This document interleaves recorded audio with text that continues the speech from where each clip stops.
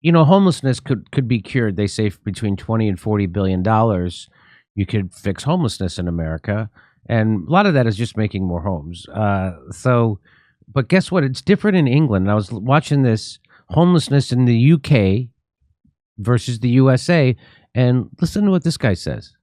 You are someone that falls through the cracks in one way or another, becomes homeless. That means you're less likely to get a job. No medical insurance. That means that if you do have any underlying problems, they're not going to be looked after because you're not going to pay for it. Maybe you turn to drugs. That makes the mental health problems worse. And it just becomes a spiral. And whereas in the UK, step 1 or 2 of that, you're going to get picked up by the National Health Service and taken away. One of the big differences between the UK and America, I think, as well, is the way that the homeless show up. So in the UK, I've been a club promoter for 15 years, right? At 2 a.m. in the morning, the only people that are out are club promoters, the people that are going to our parties, and homeless people. And the way that they act, their demeanor, the fact that the US has so much more sketchy, aggressive, talking to themselves, shuffling along the street. They'll be much more forthcoming. And I think a big part of that is the fact that you don't have a way to sweep up people that should be in mental health. Yeah. You know, if you are someone that falls through the cracks in one way or another, becomes homeless, that means you're less likely to get a job.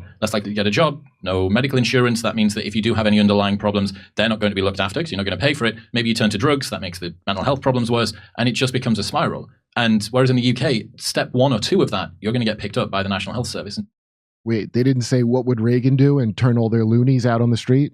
So he's describing what you just said, what Ronald Reagan. So we had an explosion. There used to be homeless people, but they were few and far between. Right. And we called them bums. Remember that? You called them bums. In England, they were calling them tramps when I was there. And they were like, it was funny. It looked like something out of a book of, like a Hobbit wizard, right? Compared to here where it's like methed out people. And so in the 80s, Ronald Reagan defunded the cities, and they cut money for the mental health hospitals. And what did they? So when they didn't have the money for all the people that were committed to public mental health hospitals, they just put them out on the street. They just created homeless people. But it helped make the Soviet Union fall, so it was worth it. And at the same time, he was spending all his money on the military. Back then, it was $400 billion, I think, a year. That's a lot. Anyway, I don't even know if that's the right number. But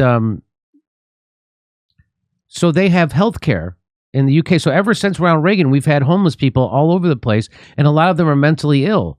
And instead of taking care of them, we all just kind of try to look the other way and walk past as fast as we can.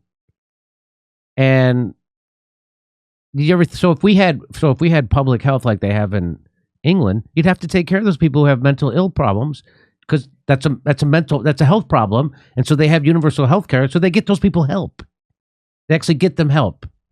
They get them, into a therapist, see a psychiatrist. They get them on psychoactive drugs if they need them. They get them care and help. They're mentally ill. You know what we do in the United States? We throw them out on the street. Even if a mentally ill person shows up having a stroke, they call the cops to handcuff her. That happened recently. A lady was having a stroke. She goes to the emergency room. The cops cuff her. She dies. She died. Cops cuffed her at the hospital. A little different than how they handle it in the UK. They're going to help you. Isn't that something? I don't know. Anything to add? No, that Reagan thing, something that really explosion, because I didn't realize that either. There wasn't. It was just like regular homeless or like and then it suddenly became street crazies, and that coincided with him turning them all loose.